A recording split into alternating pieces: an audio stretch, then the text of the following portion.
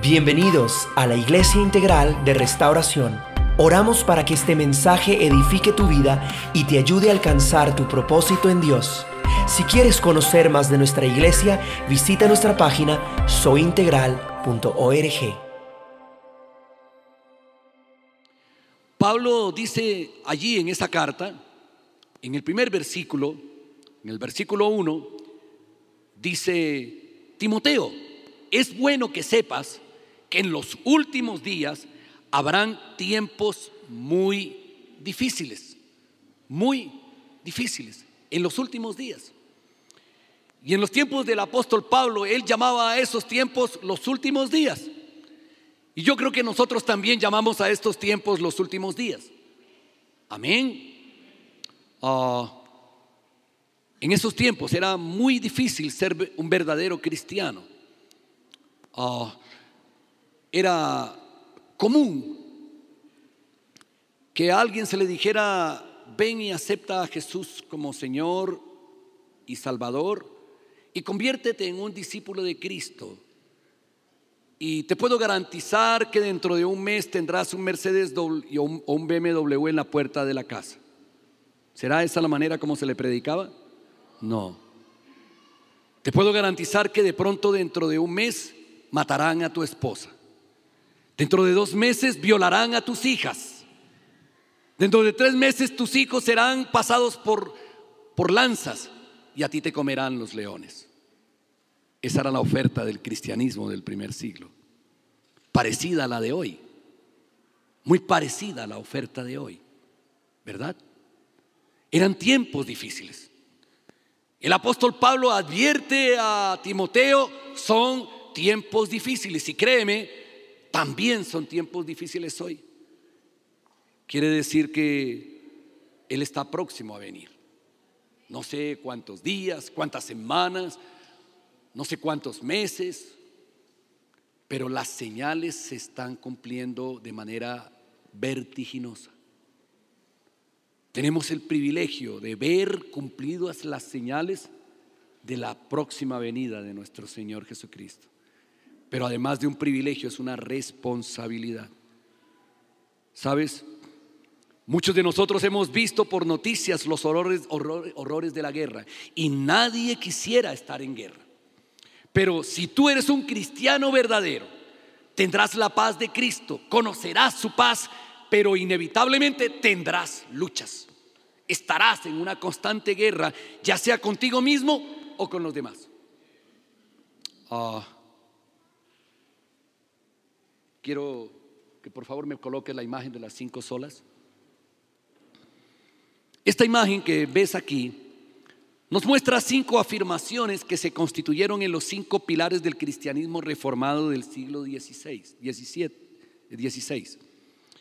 Y permíteme, te cuento brevemente la historia de nuestras raíces, porque hay muchos cristianos que llegan a una iglesia y gloria a Dios por la fe y la confianza que ponen en Cristo, pero muchos no conocen sus raíces.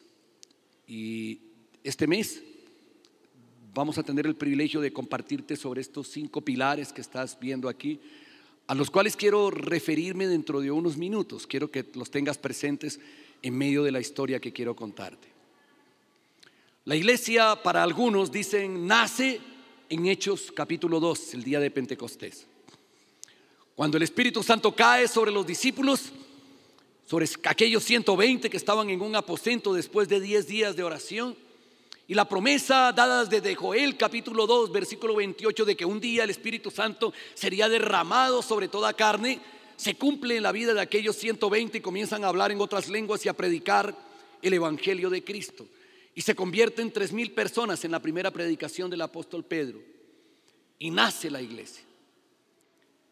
Y tiempos después comienzan a aparecer fisuras dentro de la iglesia, personas que están dentro de la iglesia pero que no son verdaderos cristianos.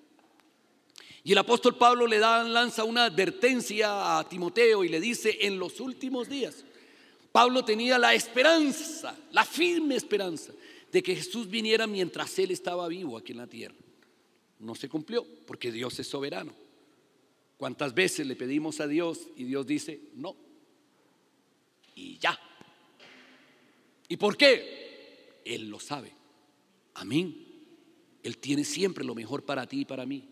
Pablo finalmente muere degollado en Roma, en la cárcel de Roma, después de ser acusado por Nerón de haber sido el instigador del incendio de la ciudad de Roma, una falsedad que levantó contra él, pero era una justificación para mandar a decapitar a Pablo.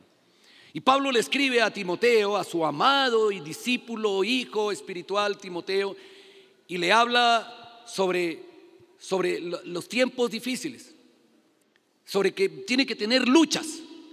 Y el cristianismo comienza a vivir las luchas, pero se olvida de esas luchas, se olvida de la lucha que Cristo vivió en la cruz del Calvario. Y 300 años después, la historia nos habla de un hombre, o la leyenda nos habla de un hombre llamado Constantino,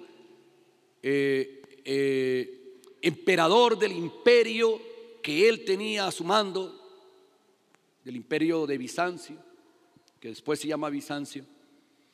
Y dice la leyenda que este hombre, rey de Constantinopla, y tenía el mismo nombre, la ciudad tenía el nombre del emperador, de Constantino, dice que se iba a enfrentar a los enemigos, y él ve que en el cielo aparece una cruz y dice, una voz le dice: por esta cruz vencerás. Y él abraza el cristianismo, gana la batalla, pero hace algo impropio. Obliga a que los paganos se conviertan al cristianismo a la fuerza, y los que no se quieren convertir los mata, y penetra a los templos paganos, y en los templos paganos abre ahora templos cristianos, y en todo el imperio es declarado el cristianismo como la religión oficial del imperio de Constantino. Es decir, la iglesia se convierte en un brazo del poder político del Estado, o del reinado en este caso, y la iglesia comienza a corromperse, y los obispos de aquel tiempo y los pastores de aquel tiempo comienzan a darse cuenta que hay poder religioso y poder político, y se comienzan a pelear entre unos y otros. Años después, muchos años después, en Constantinopla y la misma llamada Bizancio posteriormente, que queda frente a Turquía, entre el mar Egeo y el mar Caspio, ahí cerca de Grecia, una fracción de esos cristianos dicen: nosotros no queremos adorar las esculturas que adoran los católicos. En el año 300 nace el catolicismo con estos obispos. Y entonces hay dos papas, o dos autoridades jerárquicas. Una de los llamados iconoclastas o ortodoxos, cristianos ortodoxos, que no adoran las esculturas, pero sí tienen permiso para tener imágenes en lienzos. De ahí nace la iglesia ortodoxa. Y la iglesia católica, donde el arzobispo máximo, después de luchas internas, se autodenomina vicario de Cristo en la tierra, o sea, el representante de Cristo en la tierra, usurpándole el nombre al verdadero vicario de Cristo en la tierra. ¿Cuál es el vicario? ¿Cuál es el representante de Cristo en la tierra? El Espíritu Santo. O sea, él se toma el nombre del Espíritu Santo. Y comienzan a darse cuenta que el cargo de papa es atractivo, ejerce poder, da poder político, da poder económico, da poder social y da poder religioso. Y durante más de 12 siglos, el papado se desarrolla bajo la tutela de la Iglesia Católica, mientras en el año 900 se produce el cisma, el primer cisma, la primera división, y la Iglesia Ortodoxa se separa definitivamente de la Iglesia Católica en el año 900. Los papas continúan siendo a veces serviles al rey y otras veces los reyes serviles al papa, porque el poder religioso también daba poder político y poder económico. El pueblo no tenía derecho a conocer la palabra de Dios, no tenía derecho a conocerla. El pueblo solamente tenía derecho a oír lo que los sacerdotes que predicaban en latín decían. La Biblia existía solamente en latín. Los únicos que podían entender el latín eran aquellos que tenían la clase social alta, que podía ir a estudiar, o sea, la clase religiosa. Y durante siglos, como les digo, los papas resultaron ser papas como producto de luchas internas, a veces de asesinatos. Igual que en los emperadores y los reyes, mandaban a matar unos a otros para poder ejercer el cargo y tener el favor del emperador o del rey de turno. La historia reciente nos cuenta algo que quedó en medio de una sombra de duda. En el siglo pasado, año de 1900 y pico, existió un papa que quiso reformar la iglesia por dentro. Se llamó Juan Pablo I. ¿Usted ha escuchado de él? ¿Sí ha escuchado de él? Duró 8 días en el reinado, en el papado. 8 días. Murió en extrañas circunstancias. Todos sabían que él iba a reformar la iglesia católica, pero murió en 8 días. Nunca se supo de qué murió, porque pareciera rememorarse la historia medieval, donde los papas eran el resultado de asesinatos y de contubernios con los emperadores y reyes de turno. En el siglo XVI se levantan algunos cristianos católicos, monjes, en contra de la corrupción que había en la iglesia católica. Algunos de ellos murieron en la hoguera, como Savonarola, como Juan Hus, porque se opusieron a la corrupción que había dentro de la iglesia. Hoy hay pastores que se oponen a la corrupción que hay dentro de la iglesia cristiana evangélica y son tildados de retrógrados y de legalistas. Hoy sucede eso. Igual pasó en ese tiempo. Y por cerca de los años 1500, el papa de turno quería terminar la construcción de la Capilla Sixtina y no alcanzaba el dinero. Entonces un arzobispo llamado Juan Tetzel se ofrece para que se aproveche la figura de las indulgencias y se recoja el dinero suficiente por toda Europa para poder construir la Capilla Sixtina. ¿Qué hace Juan Tetzel? Juan Tetzel va de pueblo en pueblo por toda Europa y le dice a la gente: cuando la limosna tuya, cuando la indulgencia tuya caiga al fondo de la cajuela, el alma de tu difunto pariente familiar que está en el purgatorio subirá al cielo por toda la eternidad. O sea que podías comprar la salvación de las almas. Hasta hace menos de 40, 50 años, en Colombia tú podías ir a una librería católica y comprar una indulgencia. No sé si tú lo conociste. Algunos de los que tienen la edad mía de pronto recuerdan las indulgencias. Podías ir y comprar una indulgencia que era y decía: por el alma de fulano de tal, tantos días para salir del purgatorio. Y tú pagabas por la salvación. Y en contra de esa doctrina equivocada, tergiversada, degenerada de la palabra de Dios, se levanta un hombre llamado Martín Lutero. Y en el año de 1517, o sea, hace 500 años, el 31 de octubre de 1517, Martín Lutero clava en las puertas de la iglesia de Wittenberg en Alemania, clava las 95 tesis, 95 protestas en contra de la doctrina mal perversa que la iglesia católica tenía en ese momento. A raíz de ello, y no quiero extenderme en la historia, son llamados protestantes, porque protestaron. El término tiene otro nombre, otra connotación, pero yo quiero dejarlo allí.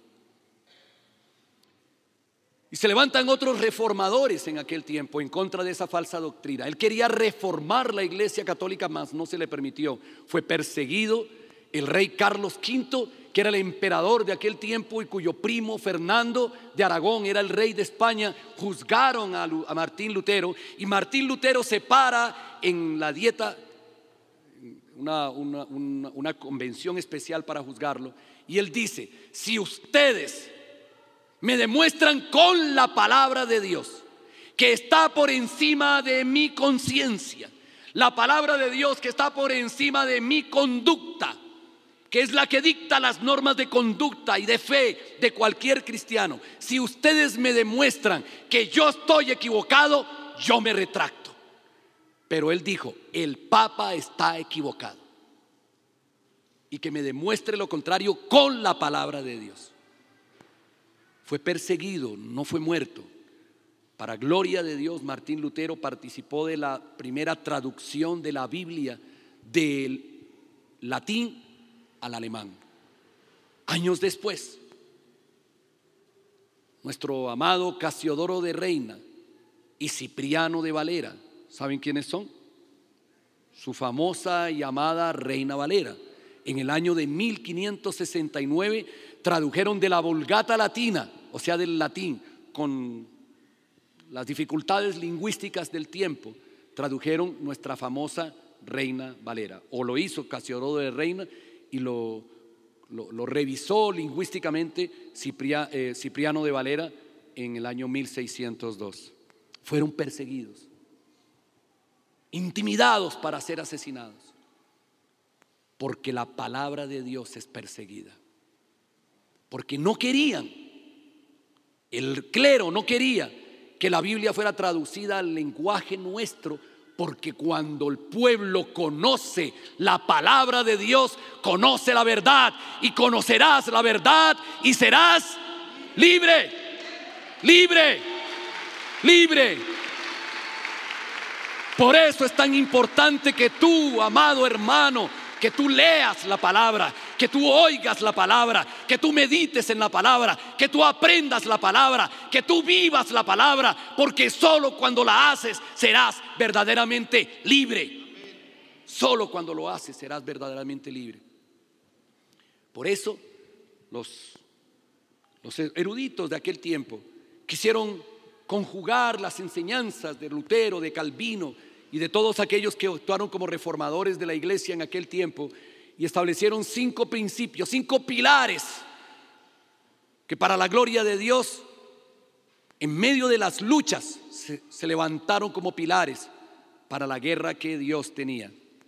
Sola Escritura, sola fe, sola gracia, solo Cristo y solo a Dios la gloria. Amén. Estos son 5 pilares de la iglesia cristiana.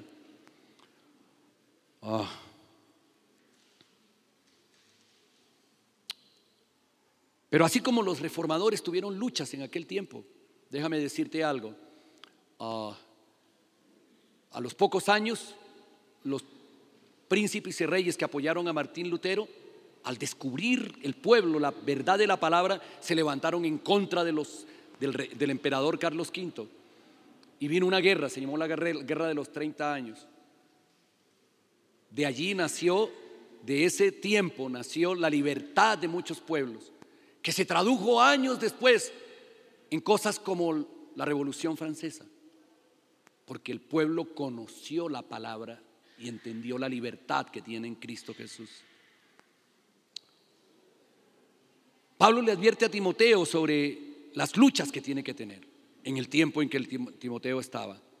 Y en la segunda carta a Timoteo, en el capítulo 3, en el versículo 1, le dice: Timoteo, es bueno que sepas que en los últimos días habrá tiempos muy difíciles, pues la gente solo tendrá amor por sí misma y por su dinero.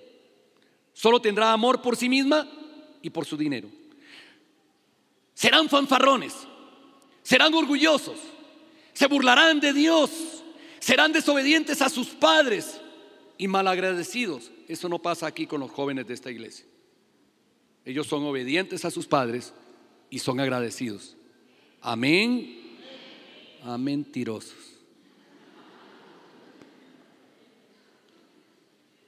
Porque hay muchos que no son obedientes y mucho menos agradecidos. No considerarán nada sagrado, no amarán ni perdonarán. No perdonarán. Hay gente en la iglesia que no perdona. Eso es el carácter de los hombres de los últimos tiempos, dice aquí Pablo. Calumniarán a otros y no tendrán control propio. Serán crueles, odiarán lo que es bueno, traicionarán a sus amigos, serán imprudentes, se llenarán de soberbia y amarán el placer en lugar de amar a Dios. Actuarán como religiosos, o sea, estarán en la iglesia. Y criticarán al pastor. Pastor, aquí ¿por qué no ayunamos todos los días? Pero cuando sales del ayuno, hablas mal del hermano. ¿De qué te sirve? ¿De qué te sirve ser religioso y tener el carácter contrario al carácter de Cristo? Pero rechazarán el único poder capaz de hacerlos obedientes a Dios. Y observa el consejo que Pablo le da a Timoteo y a la iglesia de Éfeso sobre el trato con esta clase de personas. Les dice que aléjate de esa clase de individuos, aléjate de ellos. ¿Y sabes por qué le da ese consejo? Porque dice el dicho popular: dime con quién andas. Y dice la palabra de Dios que aquel que se junta con los malos dañará sus buenas costumbres. Así de sencillo. No lo dije en el primer servicio, pero quiero contarlo en este. A veces somos buenos para tomar la palabra y acomodarla al gusto nuestro. Alguien me decía hace unos días, pastor, pero es que usted está poniendo en disciplina a esta persona, pero la Biblia dice que debemos perdonar 70 veces 7, ¿verdad? Que debemos perdonar, o sea que usted no está siendo justo porque usted no está perdonándole. No, un momento. Perdonar 70 veces 7 no es lo mismo que alcahuetear 70 veces 7. Amén. ¿Quieres que te cuente algo? Me salgo aparentemente del tema, pero quiero dejártelo claro. ¿Cuántas veces restauró Natán a David?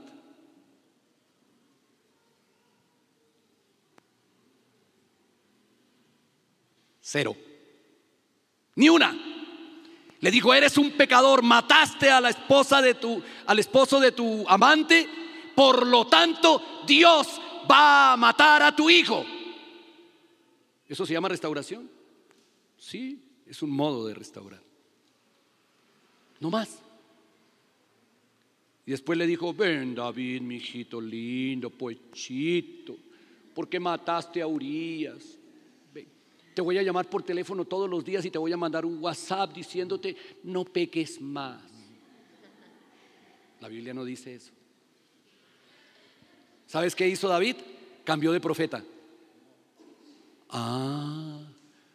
Porque hay muchos que dicen: me voy de la iglesia, cambio de iglesia y cambio de pastor, porque no me pechicha, porque no pechicha mi pecado.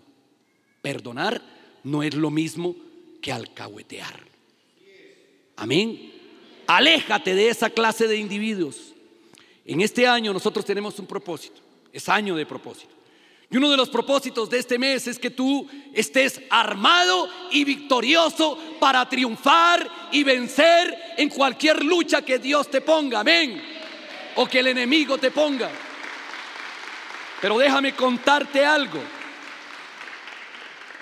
Timoteo le dice a Pablo en el versículo 14: pero tú debes permanecer fiel a las cosas que se te han enseñado. Sabes que son verdad porque sabes que puedes confiar en quienes te las enseñaron. Desde la niñez se te han enseñado las sagradas escrituras, las cuales te han dado la sabiduría para recibir la salvación que viene por confiar en Cristo Jesús. ¿Quieres que sepas cuál es el peor enemigo que tenemos como cristianos? Este pechito, nosotros mismos. Porque Jesús dice: de la abundancia del corazón. Y Jeremías por allá en el capítulo 17 dice en el versículo 9: engañoso es el corazón más que todas las cosas y perverso. ¿Quién podrá conocerlo? Solo Dios. Nuestro corazón es engañoso. Hay personas que dicen: es que pastor, a mí no me gusta esto, no me gusta la alabanza, no me gusta cómo predica, no me gusta que me llame la atención, no me gusta. Cuando lo correcto es decir: pastor, el Espíritu Santo me dijo que las cosas se debían hacer de tal manera, y aquí está la palabra que lo soporta. Así como me sacaron el versículo de que perdones 70 veces 7, le dije: estás acomodando la palabra para ti. No es perdonar es una cosa, restaurar es otra. Amén.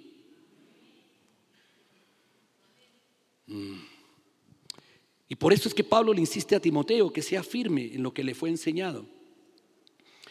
Y hay padres que son felices de que sus hijos tengan el carácter de ellos. Y dicen: míralo, malgeniado como el papá, tan lindo.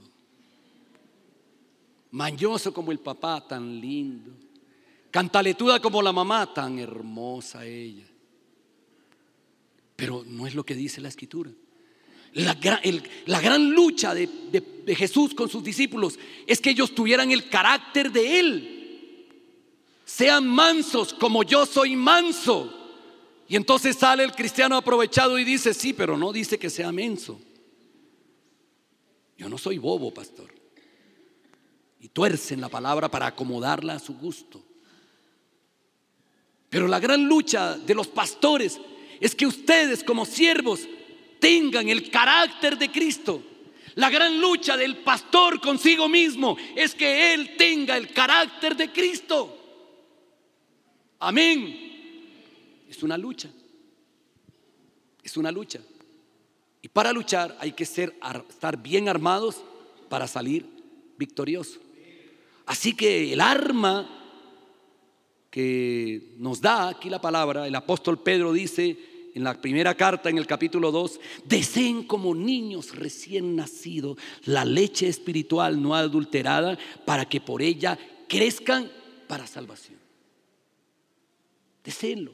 Si tú eres una persona nueva en la iglesia, nueva en el Señor, participa del discipulado relacional para que crezcas con la palabra y seas forjado al carácter de Cristo. Quiero contar esto porque no estuvieron en el primer servicio y no quería decirlo delante de ellos para que no se me enorgullezcan.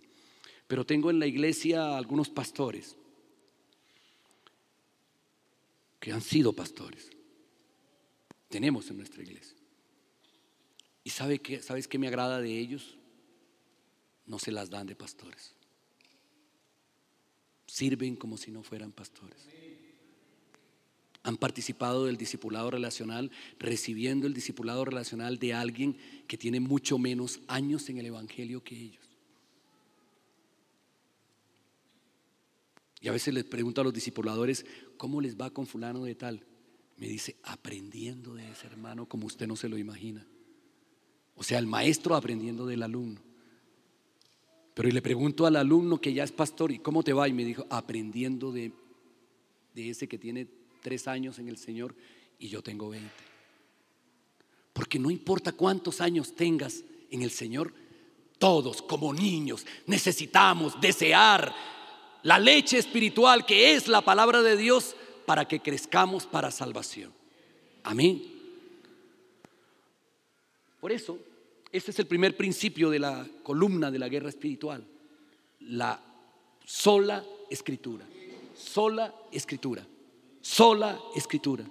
¿Puedes reconocer que tienes luchas contra ese enemigo interno que es tu carácter? ¿Sí puedes reconocerlo? ¿Puedes reconocer que tú luchas contra tu propio carácter? A veces altivo, a veces orgulloso, a veces negligente, a veces perezoso, a veces murmurador, a veces chismoso, a veces pornográfico, no lo sé. Pero sé que tienes luchas. Y ese es lo primero que el apóstol Pablo dice en el versículo 16. Dice allí: toda la escritura es inspirada por Dios y es útil para enseñarnos lo que es verdad y para hacernos ver lo que está mal en nuestra vida. Él aclara su propósito allí, dice: enseñar la verdad. Conocerás la verdad y ella te hará libre. Hacer ver lo que está mal en mi vida, mis malas decisiones, mis malas actitudes, mis malas palabras. Corregir cuando estamos equivocados y enseña a hacer lo correcto. Y para prepararnos para toda buena obra. ¿Sabes? La palabra para indica propósito. O sea, algo, un propósito. Hay un propósito de Dios en que la palabra de Dios forje nuestro carácter. Recuerdo a mi amigo Héctor, un buen amigo mío al que tuve el privilegio de llevar a los pies de Cristo, y era mi jefe en la empresa en la que trabajé hace muchos años. Y como buen racional que era, igual que yo, me dijo, de pronto poniéndome una cáscara o de pronto siendo sincero, me dijo: Héctor, yo siempre encuentro una justificación y una excusa para todo. Así que yo puedo llegar donde Dios y justificar mi pecado. Y yo le dije: Me dijo: ¿cómo así que Y le dije: no, porque tienes algo que te revela a la conciencia tu pecado. Me dijo: ¿qué es? Y le dije: la palabra de Dios. La palabra de Dios descubre mi carácter. La palabra de Dios revela mi pecado. La palabra de Dios me recuerda las palabras de Jesucristo, que dijo en Mateo capítulo 11 versículo 29: pónganse mi yugo y déjenme enseñarles, porque yo soy humilde y tierno de corazón, y encontrarán descanso para su alma. Tengan mi carácter, dice el Señor. Él insistió todo el tiempo con su ejemplo en que sujetáramos nuestro carácter al de Cristo. Pero hay otro tipo de enemigo. Solo la palabra de Dios me da la victoria sobre mis enemigos. Ya no mi propio corazón, los enemigos externos. Efesios dice en el capítulo 6, en el versículo 10, una palabra final: serán fuertes en el Señor y en su gran poder. Pónganse toda la armadura de Dios para poder mantenerse firmes contra todas las estrategias del diablo, pues no luchamos contra enemigos de carne, sino contra gobernadores malignos y autoridades del mundo invisible, contra fuerzas poderosas de este mundo tenebroso y contra espíritus malignos de los lugares celestiales. Por lo tanto, pónganse todas las piezas de la armadura de Dios para poder resistir al enemigo en el tiempo del mal. Así después de la batalla todavía seguirán de pie firmes. El enemigo, el diablo, tiene no solamente él, sino sus huestes espirituales de maldad para atacar tu vida en cualquier área: emocional, familiar, financiera, sexual, espiritual. Él tiene espíritus apropiados para cada una de nuestras debilidades. Amén. Y no quiero que desde ya vayas a pensar en que le vamos a poner nombres específicos a los demonios, o si un demonio se aparece, le vas a preguntar el nombre. Muchas veces están relacionados con el espíritu del carácter de la persona. Recuerdo muy bien, hace una buena cantidad de años estábamos ministrando a una mujer y los hermanos estaban desesperados echando fuera el demonio, cansados, sudando, echando fuera el demonio. Y el Señor me mostró y me dijo: no ha perdonado a su papá. Está atada por un espíritu de falta de perdón. Pero tiene que ver con su carácter. Y solo hasta que ella confesó que odiaba a su padre, pero que podía perdonar a su padre, fue libre. Porque el espíritu maligno se asocia a una debilidad de mi carácter. Por eso quise predicarte primero sobre el carácter. ¿Sabes? El apóstol Pablo dice en el versículo 17 cuál es el arma para vencer al enemigo. Pónganse la salvación como casco y tomen la espada del Espíritu, que es ¿qué? La palabra de Dios. La palabra de Dios. En Marcos capítulo 9, en el versículo 14, Jesús nos muestra cómo la palabra de Él venció un espíritu de muerte, de sordera y de mudez sobre la vida de un joven. Y dice en el versículo 14 que cuando regresaron a donde estaban los demás discípulos, vieron que los rodeaba una gran multitud y que algunos maestros de la ley religiosa discutían con ellos. Y cuando la multitud vio a Jesús, todos se llenaron de asombro y corrieron a saludarlo. Y él preguntó: ¿sobre qué discuten? Y un hombre de la multitud tomó la palabra y le dijo: Maestro, traje a mi hijo para que lo sanaras. Está poseído por un espíritu maligno que no le permite hablar. Un espíritu maligno. Yo no sé ni me pregunto cuál es la puerta abierta que este hombre o su familia tenían. De pronto había sido la brujería, de pronto había sido la desobediencia, de pronto había sido el alcoholismo, de pronto había sido la pornografía. Pero cuando se cae en un pecado, el enemigo tiene la puerta abierta para penetrar a cualquier área débil de mi carácter. Amén, amén.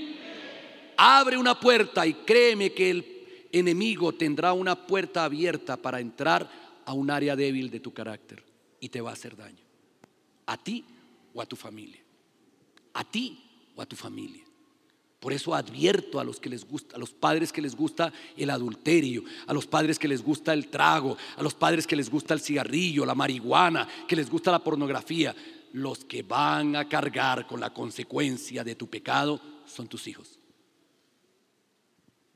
Amén. Yo no sé qué puerta abrió este hombre, pero en este momento se acerca a él y le dice a Jesús, a menudo, versículo 22, el espíritu lo arroja al fuego o al agua para matarlo. Ten misericordia de nosotros y ayúdanos si puedes. ¿Y cómo que si puedo?, contestó Jesús. Todo es posible si uno cree. No sé cuál es la circunstancia de tu vida que te ha hecho perder la fe en que la respuesta de Dios, sí o no, o espera, va a venir para tu vida. Pero cuando tomas la palabra de Dios, la Biblia es clara y dice claramente: la fe viene por el oír y el oír por la palabra de Dios. Amén. Amén. Solo la palabra, solo la palabra. Insiste Pablo, solo la palabra. Insiste Jesús, solo la palabra. Y entonces Jesús dice: creo, ayúdame a mi incredulidad. ¿Sabes? Había un espíritu allí que no solamente tocaba la vida de ese padre, sino que tocaba la vida de los discípulos que no habían podido echar fuera al demonio. Se llama espíritu de incredulidad. Al que cree, todo le es posible. Y entonces Jesús da la palabra y dice: escucha, espíritu que impides que este muchacho oiga, versículo 25, y hable, te ordeno que salgas de este muchacho y nunca más puedas entrar en él. La palabra de Cristo, él dijo: cielo y tierra pasarán, pero mis palabras no pasarán. Cielo y tierra pasarán, pero mis palabras no pasarán. El pueblo de Israel, cuando anduvo 40 años en el desierto, recurrió a la palabra de Dios. En el Salmo 107 dice en el versículo 19: pero clamaron a Jehová en medio de su angustia y los libró de sus aflicciones. Jehová envió su palabra y los sanó y los libró de la ruina. Amén. No sé cuántos participaron del taller de finanzas en la familia que dicté el martes antepasado y el martes pasado. Pero el énfasis fue los principios de la palabra de Dios para ser libres de la ruina. Amén. La palabra de Dios, solo la palabra. Quiero que por un momento pienses en esto. Cuando el rey Josafat fue a la guerra, Dios le dijo: no es tu guerra, es la guerra de Dios. Recuerda, no confíes en los argumentos sociales, políticos, religiosos de otros. Confía solo en la palabra de Dios. En los tiempos difíciles, acude solo a la palabra. Cuando tengas dudas, busca solo la palabra. Cuando estés enfermo, ora solo con la palabra. En medio de la prueba, clama solo con la palabra. Si no dominas tu carácter, sujétate solo a la palabra. Si tu enemigo te persigue, aférrate solo a la palabra. Ármate con la palabra y saldrás victorioso. Armados y victoriosos, inclina por un momento tu rostro y reconoce que necesitas de la palabra de Dios. Reconoce que has dejado la palabra de Dios. Reconoce que el primer amor, aquel que la palabra sembró en tu corazón, de pronto se ha enfriado, pero que hoy, a la luz de lo que el Espíritu te dice, de toda lucha, la primera contigo mismo, la segunda con el enemigo que quiere aprovechar las puertas que has abierto, puede ser ganada solo con la palabra. Dile: Padre, aquí estoy. Has hablado a mi corazón. Enviaste tu palabra como manantial de vida, Dios. Y tu palabra hoy ha hablado a mi corazón. Y me ha enseñado que yo puedo ganar toda victoria con tu palabra. Que el arma poderosa que me diste en tu palabra derribará muros, derribará fortalezas, romperá candados, abrirá cerrojos, romperá los yugos y los lazos de impiedad sobre mi vida. Y hoy, Señor, derramo mi corazón y me comprometo a tomar tu palabra como espada del Espíritu, cada mañana, cada noche, tomado de la mano de aquella que amo, que es mi pareja, mi esposa, y de mis hijos, y que obedeceré tu palabra para triunfar en toda área de mi vida, en Cristo Jesús. Amén. ¿Sabes? Un hombre que necesitó pasar por una prueba para que la palabra de Dios fuera la que finalmente obrara sobre su vida. Y en Lucas capítulo 5 narra que estaba Pedro y sus amigos pescando y que no lograban pescar nada, y que Jesús llega cuando ya la hora de la pesca ha terminado y estaban recogiendo las redes. Y Jesús le dice a Pedro: déjame montar en tu barca y aléjate de la orilla, ve mar adentro. Y estando allá le dice a Pedro: lanza la red. Y Pedro por un momento se queda pensando: yo soy pescador, él es carpintero, pero me dice que lance la red. Pero hay una porción de la escritura que me encanta, porque dice en el versículo 5 que Simón le dijo a Jesús: Maestro, toda la noche hemos estado trabajando y nada hemos pescado, mas en tu palabra echaré la red. En tu palabra. Yo no sé cuál es tu necesidad. Yo no sé cuánto le has pedido a Dios. De pronto le has pedido con clamor, pero no con la palabra. De pronto has ido donde el pastor, donde el líder, donde el hermano, pero no has ido a la palabra. Y hoy Él te dice: ven a la palabra y suelta la palabra. Ella romperá las redes hasta que sobreabunde, como pasó en la vida de Pedro. Los peces llenaron las redes, se estaban por reventar, y Pedro tiene que llamar a los amigos para que ayuden a recoger la cantidad de peces que pescaron. Y entonces entra temor y reconoce quién es el que le ha hablado. Y le dice en el versículo 8, Pedro cayó de rodillas ante Jesús y le dice: apártate de mí, Señor, porque soy un hombre pecador. Apártate de mí porque soy un hombre pecador. La palabra de Dios descubre mi pecado y me hace reconocer quién es mi Señor y mi Salvador. Amén. Iglesia, inclina tu rostro. Oramos para que este mensaje haya sido de bendición para ti. Si deseas escuchar más mensajes como este, visita nuestra página soyintegral.org Iglesia Integral de Restauración. Amamos a las personas, amamos a Dios.